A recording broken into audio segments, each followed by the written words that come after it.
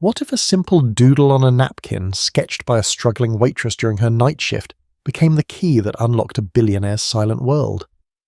Shanice never expected her kindness toward the odd customer, who refused to speak, would cost her the job she desperately needed to support her ailing grandmother. But when the austere woman in designer clothes returned the next day clutching that same napkin with tears streaming down her face, Shanice realized that her small act of compassion had shattered 15 years of darkness and might just change both their lives forever. The evening rush at Le Ciel Bleu filled the air with the symphony of Manhattan wealth, crystal glasses clinking against $300 bottles of wine, while waitstaff glided between white linen tables like choreographed dancers in a ballet of servitude. Shanice Jones adjusted her too tight regulation pumps that pinched her swollen feet as she balanced 3 steaming plates of truffle risotto, her art school education now serving only to help her arrange the food in the most visually appealing way before entitled patrons who barely glanced at her face. 6 months ago, she had been 2 semesters away from her fine arts degree at Pratt, her professors raving about her natural talent with colour theory and composition. But Grandma Ellie's cancer diagnosis had shattered those dreams like a champagne flute dropped on a marble flooring. The pieces swept away along with her scholarship while medical bills piled up faster than the dirty dishes in the restaurant kitchen. The Upper East Side clientele surrounding her dripped with casual luxury. Women with perfect blowouts wearing jewellery that cost more than a year of Grandma Ellie's medication, men in bespoke suits discussing hedge funds and property acquisitions as if the numbers they tossed around so cavalierly were not life-changing sums to the people serving them. Shanice felt the familiar weight of exhaustion pulling at her shoulders as she approached her newest table, only to pause when she noticed him sitting alone in the corner, a stark disruption to the polished veneer of the restaurant. With his rumpled Oxford shirt peeking out beneath a cashmere sweater that must have cost thousands despite the loose thread dangling from one cuff. His dark hair curled wildly as though it had never met a stylist, falling over eyes that darted around the room without settling on anything or anyone, his body rocking slightly with a gentle rhythm that somehow seemed at odds with the chaotic pace of New York dining. Something about the man called to her artistic eye, the striking contradiction between his obviously expensive clothing and his complete disregard for appearance, the way he sat completely alone in a crowded room as if surrounded by an invisible barrier. Richard Blackwood, the floor manager who ruled the restaurant with vicious efficiency and a thinly veiled contempt for staff he considered beneath him, caught her staring and raised an eyebrow in silent warning, his gold Rolex flashing under the ambient lighting as he gestured impatiently for her to take the order. Shanice straightened her spine, ignored the shooting pain in her lower back from 12 hours on her feet, and approached the table with the practiced smile that never reached her eyes, but usually guaranteed better tips from men who noticed her curves before her humanity.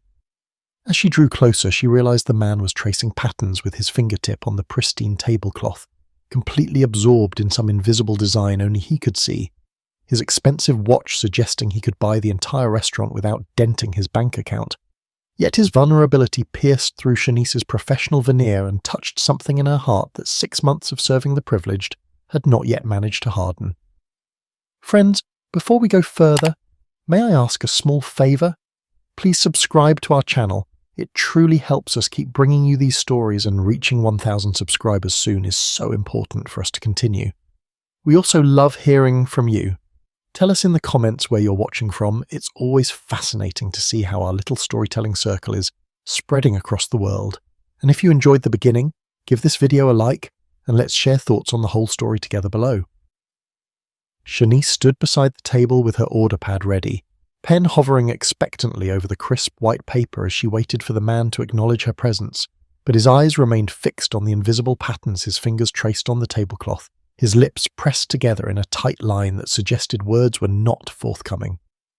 The soft ambient lighting cast shadows across his angular face, highlighting cheekbones that could cut glass and the slight twitch at the corner of his right eye whenever the volume of surrounding conversation surged.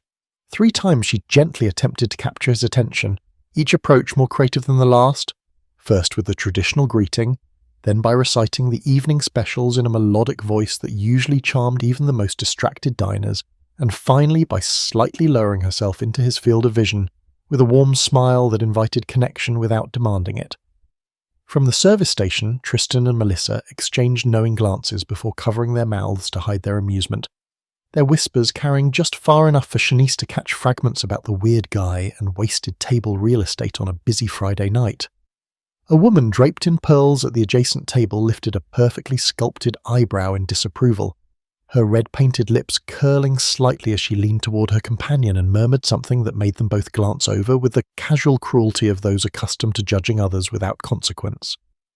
Shanice felt a familiar heat crawling up her neck, not embarrassment for herself, but protective indignation for this strange man who seemed lost in a world not designed for people like him, a world that valued performance over authenticity and social graces over human compassion. Without waiting for him to ask, she silently placed a crystal glass of ice water on the table, arranging it carefully away from his moving fingers so as not to disrupt whatever invisible creation was taking shape in his mind. Condensation quickly beaded on the outside of the glass, tiny droplets merging and creating rivulets that streaked down to form a small ring of moisture on the white tablecloth. The man suddenly froze, his entire body becoming statue still as his attention shifted completely to this new pattern, his eyes widening with an intensity that transformed his entire face from blank disconnection to absolute fascination. Shanice watched as he leaned forward to examine the watermarks, his finger hovering just above the dampness without touching it, tracing the path of each droplet with scientific precision. She recognized something in his focus that reminded her of herself when lost in a painting, that complete absorption that shut out the world and its judgments, and she made a decision that had nothing to do with tips or job expectations, silently sliding a clean cocktail napkin beside the glass to absorb the overflow, creating new patterns in the fabric as the water spread through the fibers, a small kindness that acknowledged his interest rather than dismissing it as strange or inappropriate in this temple to wealth and social conformity. The dinner rush had finally ebbed, leaving behind the gentle murmur of contented diners lingering over dessert and coffee as the restaurant settled into the peaceful lull before closing. Shanice moved quietly between her remaining tables, refilling water glasses and clearing abandoned plates, while keeping one eye on the mysterious man who still had not ordered anything beyond the glass of water she had brought hours ago. Richard had been too busy managing a party of finance executives to notice the non-paying customer taking up valuable real estate, giving Shanice a rare moment of freedom from his hawkish supervision. The man had remained absolutely still for nearly 20 minutes before suddenly springing into action with unexpected precision, his long fingers reaching for the silverware beside his untouched water glass. With methodical focus, he arranged the knife, fork and spoon into a perfect equilateral triangle, studied it for exactly 12 seconds, then shifted them into a straight line ordered by size, then a radiating sunburst pattern, with the handles forming rays from a central point. Each new configuration appeared mathematically precise, as if he were solving complex geometric theorems using nothing but restaurant cutlery,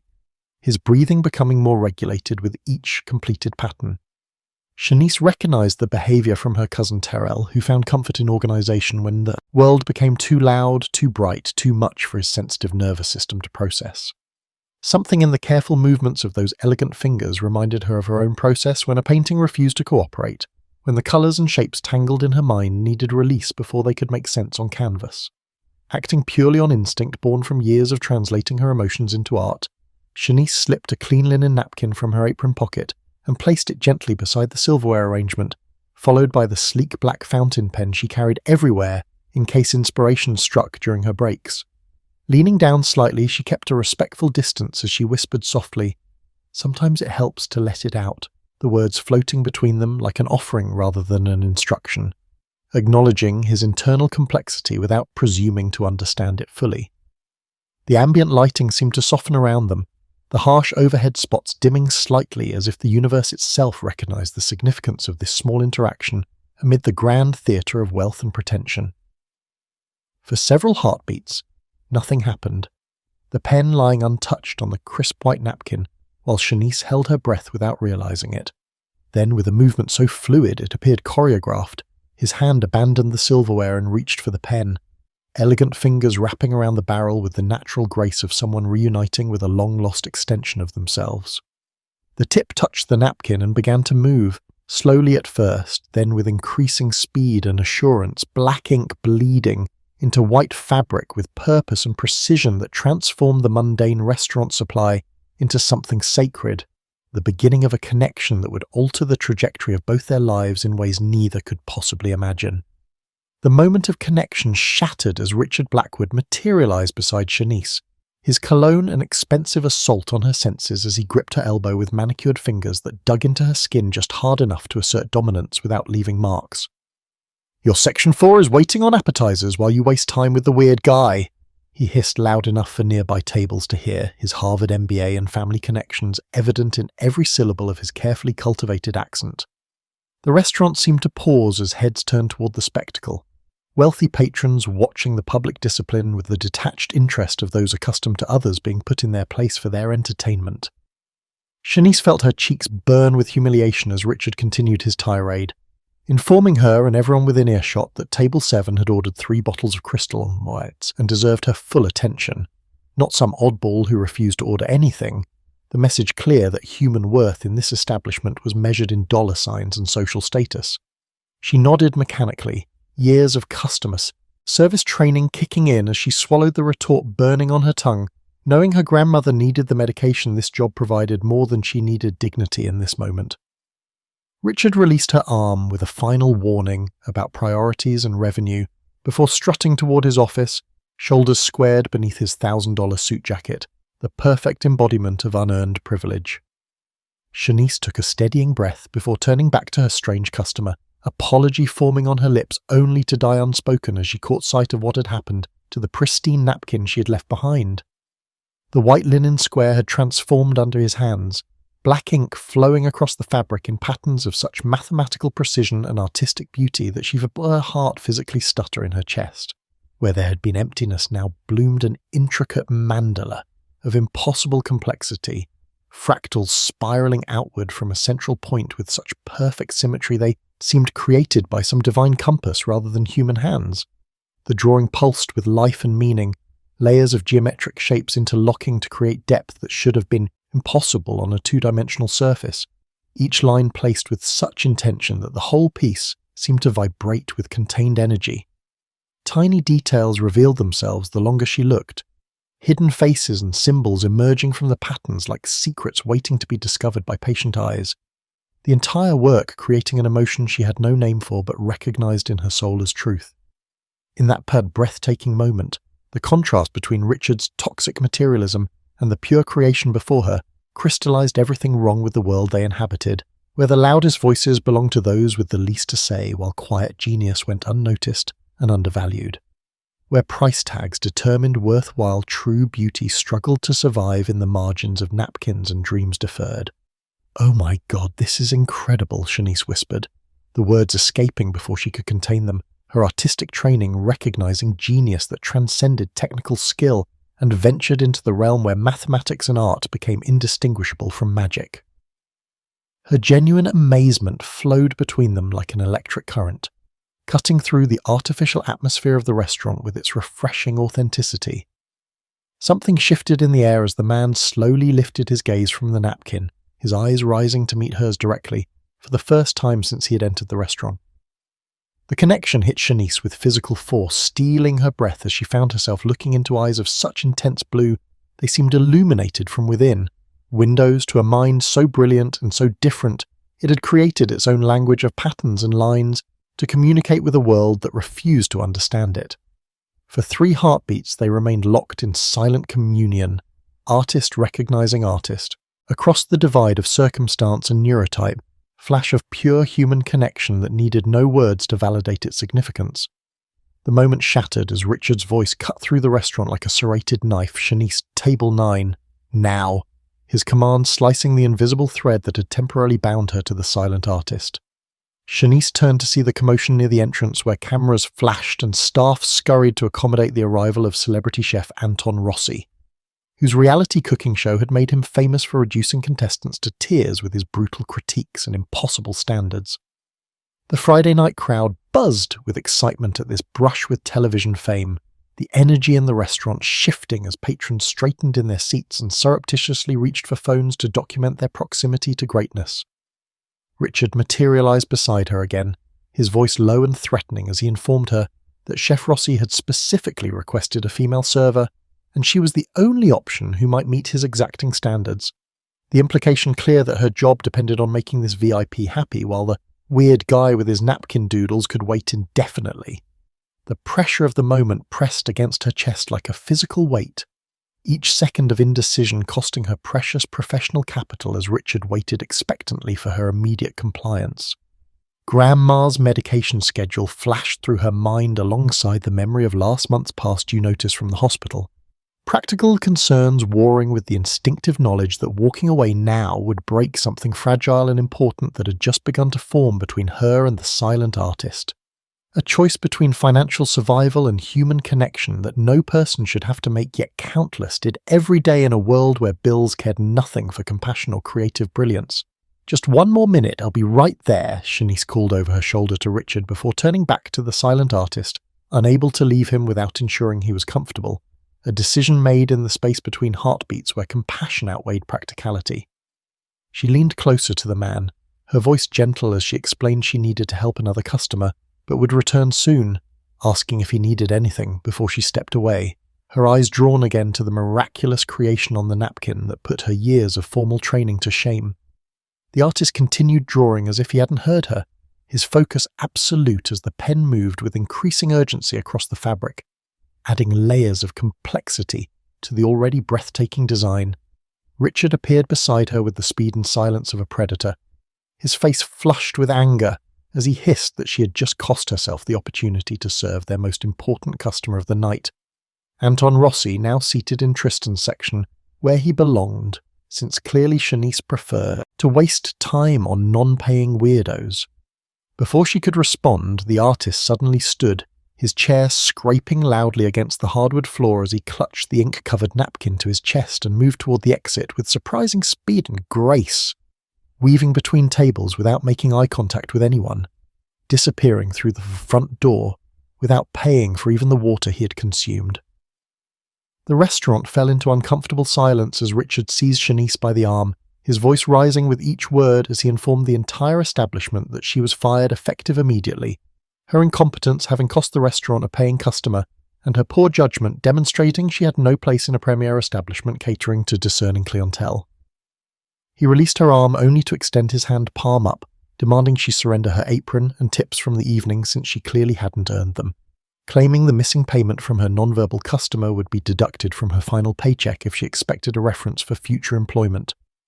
Shanice felt something break inside her chest as she untied the apron with trembling fingers, carefully emptying the pockets of hard-earned cash that represented Grandma Ellie's medication for the coming week, fighting to contain tears that burned behind her eyes like acid, refusing to give Richard or the silently watching patrons the satisfaction of seeing her cry. Through the floor-to-ceiling windows, she could see rain beginning to fall outside, fat drops catching the glow of street lamps as they splashed against the pavement in an accelerating rhythm that matched her heartbeat. Nature itself seeming to acknowledge this moment as her absolute lowest point. Everything she had sacrificed for now, lost, because she had chosen basic human kindness over the unspoken rules of a world that valued wealth over worth. The morning sun struggled through the single window of the cramped Queen's apartment, casting weak light on faded wallpaper that had witnessed 3 decades of Jones family history, the framed photos lining every surface telling stories of graduations, birthdays, and holiday gatherings that wealth could never purchase. Shanice quietly closed the front door behind her, having changed from her uniform into jeans and a sweatshirt at the subway station bathroom to hide the evidence of her catastrophic night. The smell of brewing coffee guiding her toward the kitchen where Grandma Ellie sat wrapped in her favourite quilt despite the apartment heat cranked high to ease her aching joints. The familiar scent of cocoa butter and the lingering trace of medical ointments filled the small space, mingling with decades of home-cooked meals that had seeped into the very walls over years of love poured into cast-iron skillets and passed-down recipes. Grandma Ellie looked up from her mug with eyes that had grown cloudy with cataracts, but somehow still saw everything that mattered. Her weathered hands curled around the chipped ceramic as she patted the worn cushion of the adjacent chair in silent invitation.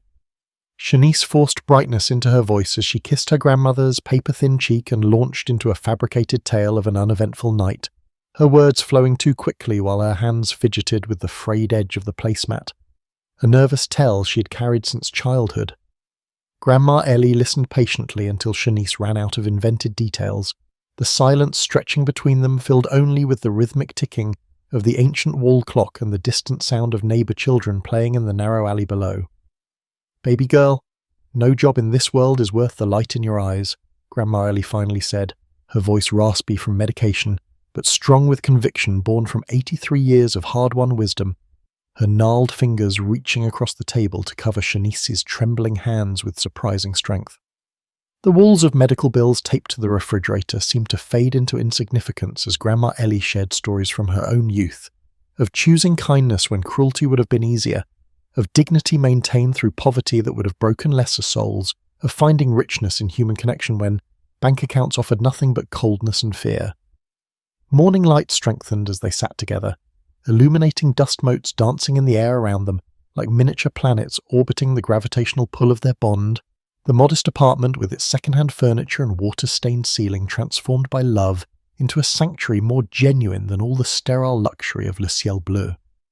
Shanice felt something inside her chest begin to unknot as Grandma Ellie reminded her that they had survived worse than this, that the Jones women carried generations of resilience in their bones, that kindness was never wasted even when it seemed to cost everything, the weight of desperate financial circumstances temporarily lifted by the stronger currency of unconditional love that had sustained them through every previous storm. Hours later, Shanice hunched over her ancient laptop at the kitchen table, scrolling through restaurant job listings with diminishing hope as each position offered fewer hours or lower pay than she needed for Grandma's treatments, her fingers occasionally brushing against the worn edges of her portfolio, filled with artwork now gathering dust since she abandoned her studies. A half-eaten bowl of instant ramen cooled beside her keyboard as she typed another search term into the browser. But her concentration fractured when an automated news alert about New York restaurants triggered an article featuring Le Ciel Bleu as the background for a photo of a man she recognized instantly despite only having seen him once. Her exhaustion vanished as she clicked the link with trembling fingers, her screen filling with a rare photograph of the silent artist from the restaurant. Identified in the caption as Marcus Winters, the notoriously reclusive founder and CEO of Winterscape Technologies, whose pattern recognition algorithms had revolutionized everything from medical diagnostics to global security systems. Sleep forgotten, Shanice fell down a digital rabbit hole of financial magazines and tech blogs describing the billionaire who had never given interviews or appeared at industry events whose innovations had made him one of the wealthiest people on the planet, while somehow remaining practically invisible to the public eye. Article after article detailed his mathematical brilliance and technological innovations without a single personal detail beyond speculation. No mention of social difficulties or sensory sensitivities that Shanice had observed firsthand, as if the business world had collectively agreed to focus exclusively on the products of his mind rather than the person who created them. A profile in Forbes estimated his net worth at over $40 billion, yet included no direct quotes from the man himself, while a Wall Street Journal piece described his algorithms transforming random data points into meaningful patterns that solved problems other programmers could not even properly formulate, much less resolve. The technology he had pioneered analyzed seemingly chaotic information and revealed the hidden mathematical structure beneath, exactly like the drawing he had created on the napkin in less than 10 minutes with a borrowed pen. Shanice sat back in her chair as understanding bloomed within her, the mysterious connection between the restaurant incident and his life work becoming clear as the rising sun sent golden light streaking across the cramped apartment, illuminating dust motes that danced in patterns suddenly resembling the intricate design she had witnessed taking shape beneath his hands. She thought about how he had seemed to exist in his own world until the moment their eyes had met, how his mind clearly processed reality through a different lens than most people, how his artwork had contained mathematical precision beyond what even her trained artistic eye could fully comprehend, the revelation expanding her understanding of their brief interaction and suggesting hidden depths to the silent genius who had cost her everything, yet somehow left her feeling as if she had glimpsed something rare and precious few others had ever been allowed to see. A sharp knock at the apartment door startled Shanice from her research, the sound so unexpected in their quiet building, where visitors were rare that she exchanged a confused glance with Grandma Ellie before cautiously approaching the peephole. Her breath caught at the sight of an elegant silver-haired woman in the dingy hallway. Perfectly coiffed and wearing a cashmere coat Shanice instantly recognized from luxury magazine advertisements worth more than 6 months of their rent. Smoothing her wrinkled shirt self-consciously, she opened the door to find herself face to face with Vivian Winters, whose patrician features graced charity gala photos and whose signature appeared on contracts worth billions, the matriarch of Winterscape Technology is now standing on their worn welcome mat, like a vision from another dimension. Mrs. Winters clutched a flat rectangular case against her cashmere-wrapped chest, her knuckles white with tension despite her composed expression, the scent of her French perfume transforming the hallway's usual blend of cooking odours and cleaning supplies into something from another world entirely. "Good morning, Miss Jones. I hope you'll forgive the intrusion," she began in a cultured voice that carried authority without effort, explaining that her driver had tracked Shanice through the employee records at Le Ciel Bleu, her grey eyes taking in the cramped apartment visible behind Shanice, with a flicker of surprise quickly masked by impeccable social grace. With trembling fingers that betrayed emotion, her carefully controlled voice did not. Vivian opened the protective case to reveal the napkin from last night, professionally mounted in an archival sleeve, the intricate drawing even more breathtaking in the morning light, preserved with the care usually reserved for priceless masterpieces. "I'm Marcus' mother and the chairwoman of his board," Vivian continued, her composure cracking slightly as she traced the edge of the protective sleeve, revealing that this simple napkin drawing represented the first art her son had created in 15 years, since a traumatic incident had locked away parts of him they feared lost forever. Tears welled in the elegant woman's eyes, incongruous against her perfect makeup and designer attire, as she explained how Marcus had returned to their penthouse last night clutching this napkin like a lifeline, demonstrating more animation and connection than he had shown in over a decade of specialists and treatments costing millions, yet achieving nothing compared to whatever miracle Shanice had somehow catalyzed in a busy restaurant with nothing but kindness and nicheness and a borrowed pen. The collision of their worlds could not have been more stark, Vivian's Louboutin heels sinking slightly into the worn carpet as Grandma Ellie's medical equipment hummed in the background. The gulf between billions and food stamps made flesh in this unexpected meeting, yet bridged by the simple drawing that had transformed a napkin into a doorway between realities that rarely acknowledged each other's existence. Seated at the small kitchen table that wobbled slightly on uneven legs, Vivian Winters shed the armour of corporate power for the vulnerability of a mother who had watched her brilliant child suffer in silence for 15 years, her manicured hands cradling a chipped mug of instant coffee Grandma Ellie had insisted on serving their unexpected guest. Marcus was always different, she explained, her voice softening with memories as she described a child who could see patterns in everything from wallpaper to stock market fluctuations, but struggled to understand the unwritten rules of human interaction that came naturally to others. The story unfolded like a tragic film as Vivian recounted the pivotal day when 13-year-old Marcus, already developing revolutionary code that would later transform technology, became the target of cruel classmates who pretended to befriend him only to publicly humiliate him at a school event, recording his confusion and distress while laughing at his inability to understand their deception.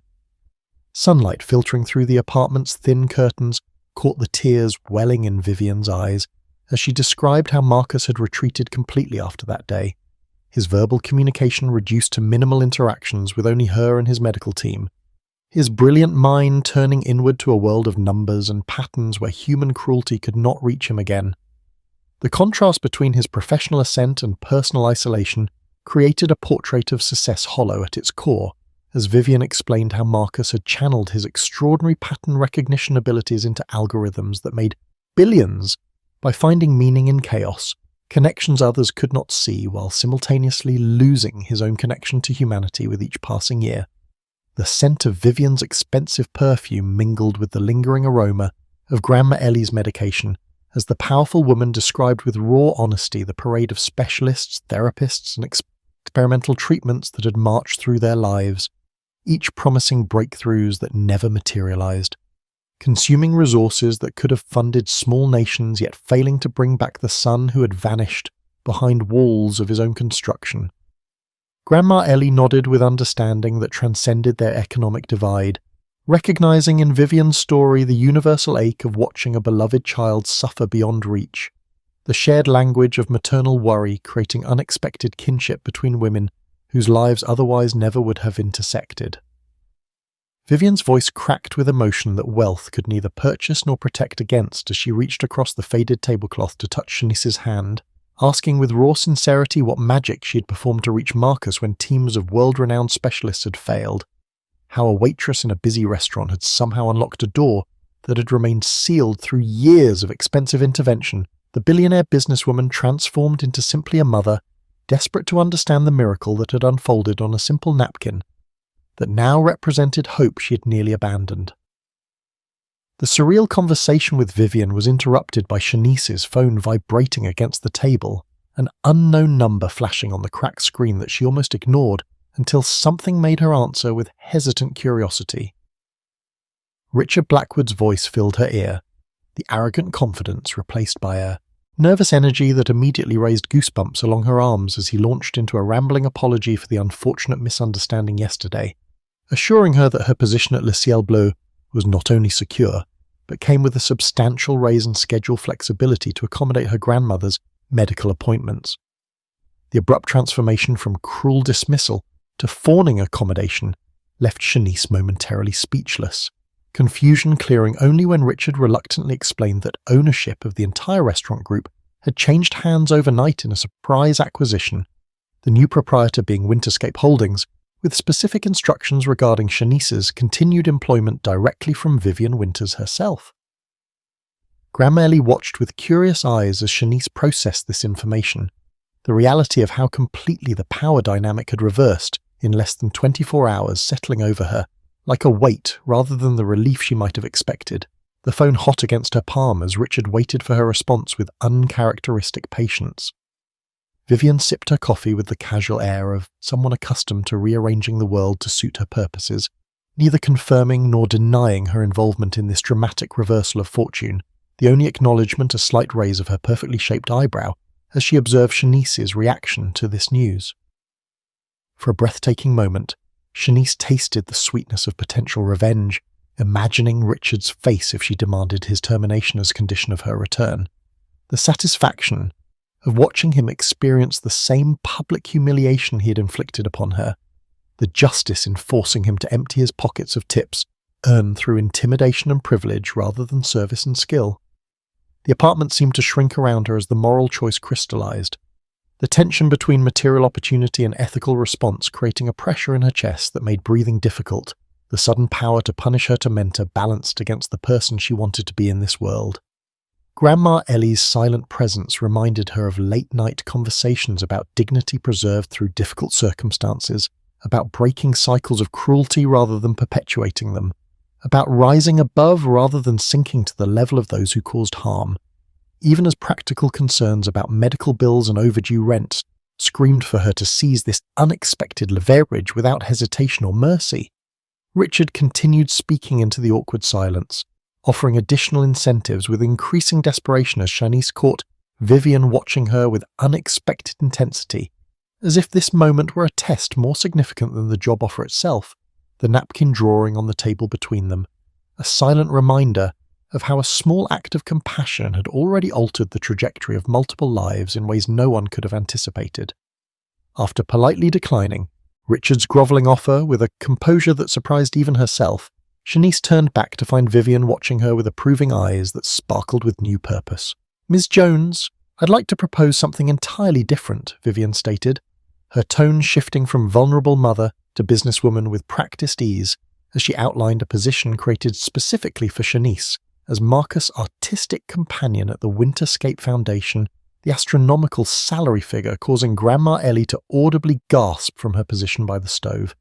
The amount casually mentioned would cover not just basic medical treatments, but the experimental therapies their insurance had denied, with enough remaining to restore Shanice's art school dreams and eliminate the mountain of debt threatening to crush their future. The financial salvation wrapped in terms like initial contract and benefits package that felt surreal in their modest kitchen, where budgeting meant choosing between medication and groceries in each month. As Vivian pulled documents from her designer handbag, a small photograph slipped free, landing face up on the faded tablecloth to reveal a young boy with familiar intense blue eyes hunched over a drawing table, creating intricate patterns that sent a shock of recognition through Shanice's body. Without thinking, she reached for her portfolio leaning against the refrigerator, extracting childhood drawings she had created at approximately the same age, The similarities between her artistic style and young Marcus' patterns so striking they could have been created by the same hand, geometric mandalas and recursive fractals that her art teachers had found extraordinary for a child with no mathematical training. Vivian's eyes widened slightly at the comparison, a flicker of something unreadable crossing her features before her professional mask returned, her manicured finger tracing the edge of Marcus' childhood drawing with unusual tenderness. The coincidence seemed too perfect to be random, raising questions that multiplied in Shanice's mind like the fractal patterns they both apparently had been drawing since childhood,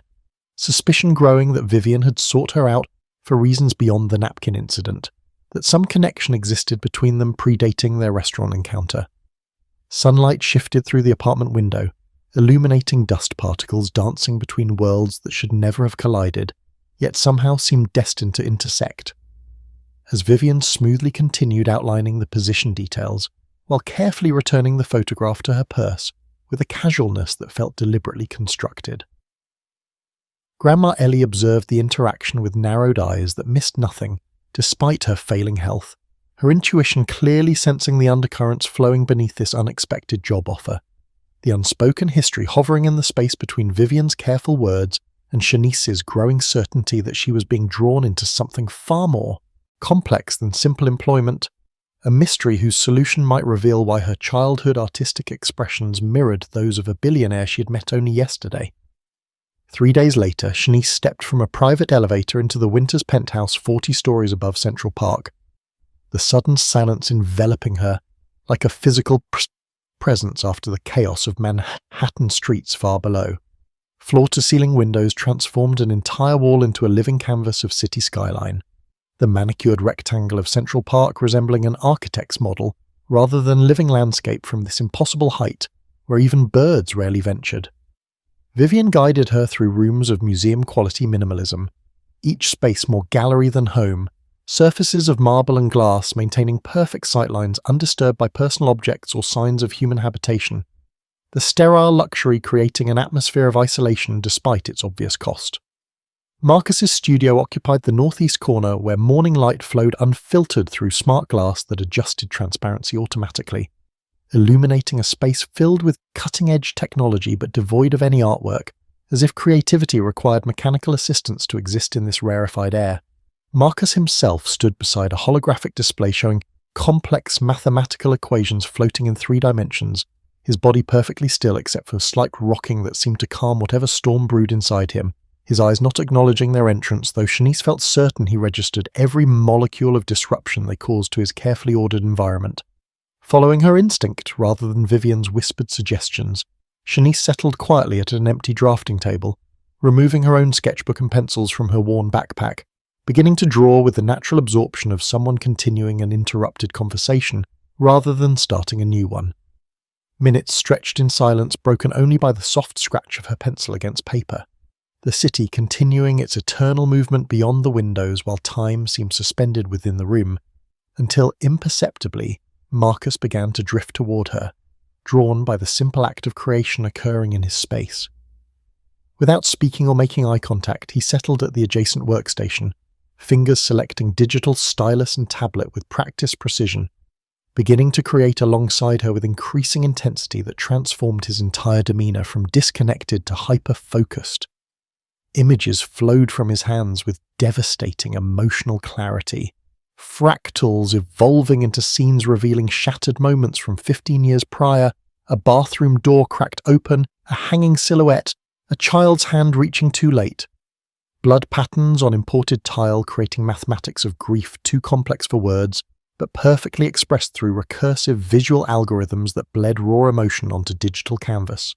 Shanice's breath caught as understanding bloomed through her body, the artistic conversation between them requiring no translation as Marcus shared through lines and shapes and patterns what he had never conveyed through speech, the trauma that had stolen his voice now finding expression through visual language they somehow both understood innately.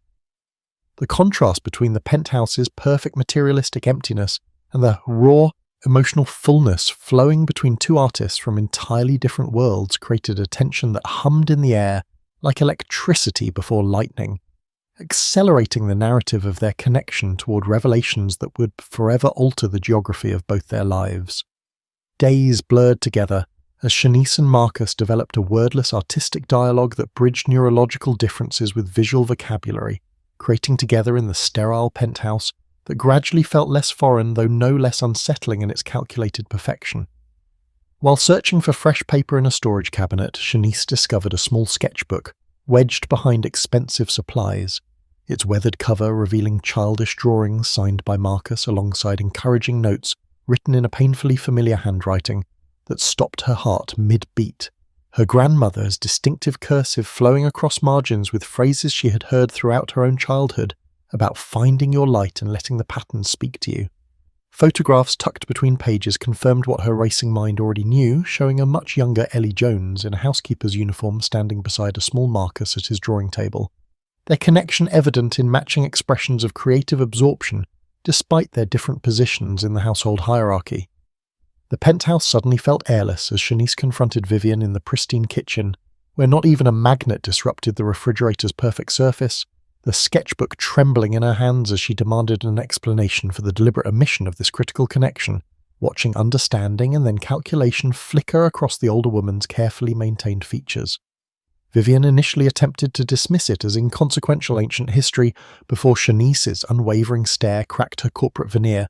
revealing the truth that Ellie had been Marcus' favourite caretaker, the only staff member who understood his unique perception and encouraged his artistic expression rather than forcing compliance with neurotypical expectations. "Your grandmother saw something in him that even I missed," Vivian admitted, her voice tight with remembered jealousy as she described how Marcus had begun asking for Ellie instead of his mother, how he had spoken more freely with the housekeeper than his own family, how his artistic expression had flourished under her grandmother's gentle guidance until Vivian felt herself becoming unnecessary in her son's life. The dismissal came after Marcus had a meltdown when Ellie took a scheduled day off, Vivian explaining with uncomfortable honesty that she had terminated Ellie's employment without notice and deliberately withheld references that would have secured her positions in other wealthy households, effectively blacklisting a single mother supporting a young daughter from the only industry her limited education qualified her for. The lavish surroundings suddenly felt suffocating rather than impressive. The perfect furniture and priceless art transformed from symbols of success to monuments of injustice built on privilege that crushed those without power, the gleaming surfaces reflecting generations of invisible workers whose humanity was considered less valuable than the comfort of their employers, the entire structure of wealth suddenly revealing its foundation of inequality that had directly shaped both Shanice's and Marcus' lives through the simple cruelty of one mother's insecurity. The fragile trust developing between Vivian and Shanice shattered 2 weeks later when Richard Blackwood appeared at the penthouse unannounced, his restaurant manager persona replaced by the confident swagger of family privilege as he greeted Vivian as Aunt Viv, revealing the nepotism that had secured his position managing her restaurant investments despite his mediocre business degree and obvious character flaws. His presence poisoned the atmosphere immediately, his eyes calculating as he observed the artistic progress covering Marcus' studio walls, mouth twisting with disdain poorly disguised as concern while he questioned whether allowing an unqualified waitress such intimate access to a vulnerable billionaire represented responsible guardianship or dangerous exploitation. Over espresso served in cups worth more than Shanice's former weekly salary, Richard planted seeds of doubt about her intentions, suggesting her artistic collaboration might actually be sophisticated manipulation designed to extract wealth from a man incapable of recognizing financial predation, his words landing like precision-guided missiles targeting Vivian's deepest insecurities about protecting her son. The situation exploded during a quarterly board meeting, where Marcus had been convinced to make a rare appearance to discuss his newest algorithm, the conference room filled with executives in identical dark suits creating an environment so overwhelmingly neurotypical it hummed with invisible pressure no one but Marcus could feel. When Shanice was asked to wait outside despite their established routine of drawing together, during stressful situations Marcus began stimming visibly, his fingers tracing patterns on this glossy mahogany table, while directors exchanged uncomfortable glances that telegraphed their discomfort with neurodivergence in their pristine corporate setting. Richard's suggestion that Shanice had created unhealthy dependency rather than genuine connection gained traction as Marcus rocking, intensified beneath the harsh fluorescent lighting, his breakdown escalating from repetitive movements to complete communicative withdrawal, providing Richard perfect ammunition to convince Vivian that Shanice's influence had destabilized Marcus rather than helping him. Corporate concern for shareholder confidence overwhelming maternal instinct for her son's happiness. Security escorts appeared at Shanice's side with professionally emotionless expressions, informing her that her building access had been revoked, effective immediately, while Vivian watched from behind glass walls, her face reflecting conflict but not enough conviction to override Richard's expert manipulation of her fears. The sleek elevator that had carried Shanice upward into a different world now transported her down and away from the one person who truly understood her artistic language, Marcus' silhouette visible through frosted glass as she descended. His hands pressed against the transparent barrier in a heartbreaking tableaus of connection interrupted by wealth and power that could reshape the physical world, but remained helpless to bridge the emotional distance now forcibly reinstated between two souls who had briefly discovered how to communicate across seemingly impossible divides. Back in the small Queen's apartment, with rain lashing the windows like tears, Shanice sat surrounded by the drawings she had managed to bring home before her expulsion, spreading them across the worn carpet as Grandma Ellie watched with concern from her medical chair, the rejection cutting deeper than mere professional dismissal as Shanice realized she had lost not just opportunity, but genuine connection with someone who shared her unique artistic language. Among the collaborative pieces they had created together, she discovered a folder she had never seen before, opening it to reveal dozens of drawings Marcus had created without her knowledge, each one depicting Grandma Ellie from decades ago, precise artistic renderings capturing moments from his childhood with photographic accuracy despite the passage of 15 years. Proof that his brilliant mind had stored every detail of the woman who had first truly seen him. The discovery ignited a fierce determination that burned away her despair, sending her into a creative frenzy that consumed 3 sleepless days and nights as she constructed a visual presentation juxtaposing images of Marcus during sterile therapy sessions documented in clinical photographs she had discovered in Vivian's files against the vibrant artwork he had produced during their time together. The contrast between empty compliance and genuine engagement undeniable even to untrained eyes.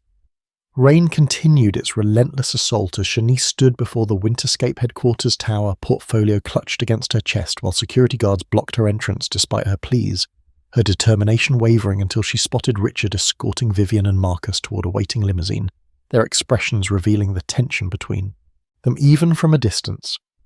Breaking free from security, Shanice rushed forward into the downpour, her carefully constructed portfolio disintegrating in the rain as she thrust soaked drawings toward Vivian, water making the colours bleed together, but somehow intensifying rather than diminishing their emotional impact as she explained between gasping breaths how Marcus had remembered Grandma Ellie all these years, how genuine connection rather than controlled therapy had awakened his voice, how his art revealed the person trapped behind walls others had helped construct rather than dismantle. Time seemed suspended, as rain transformed the concrete plaza into a reflective pool around them,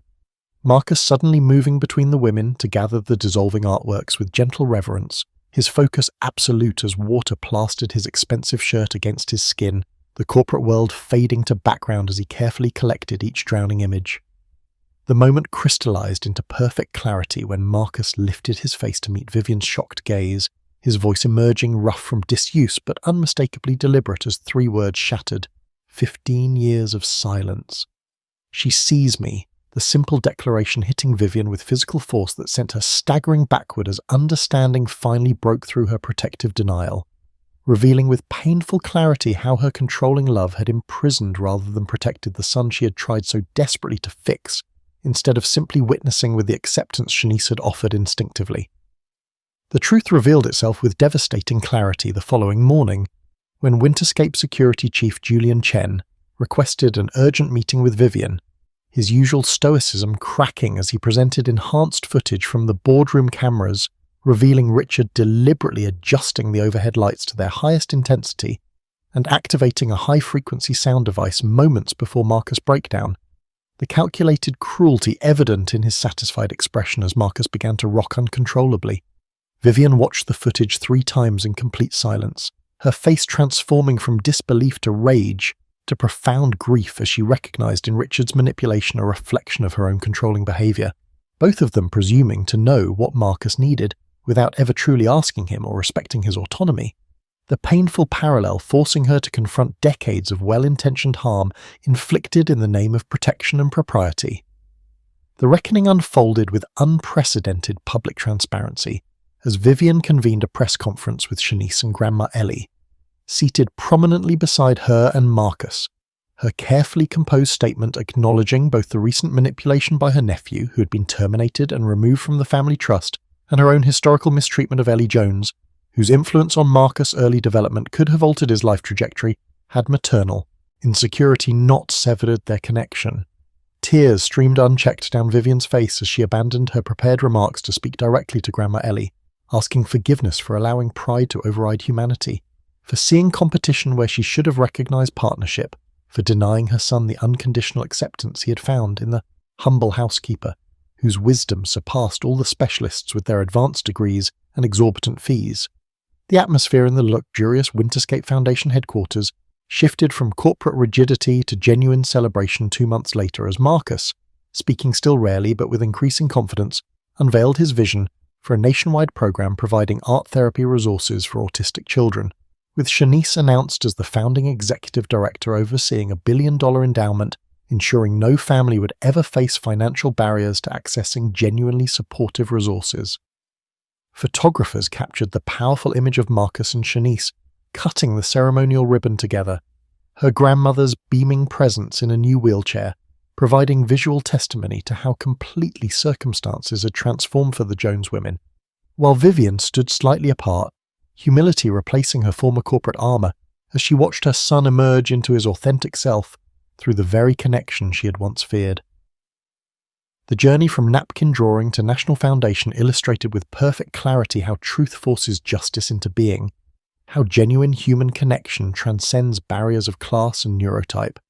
how transformation becomes possible not through control, but through witnessing another person with compassion that validates rather than corrects their unique way of experiencing the world.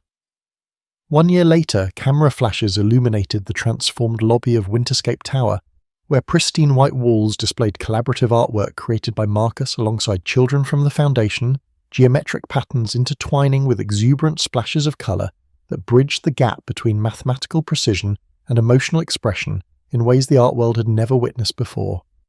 The gallery hummed with energy as critics and collectors mingled with children, wearing noise-cancelling headphones decorated with colourful stickers.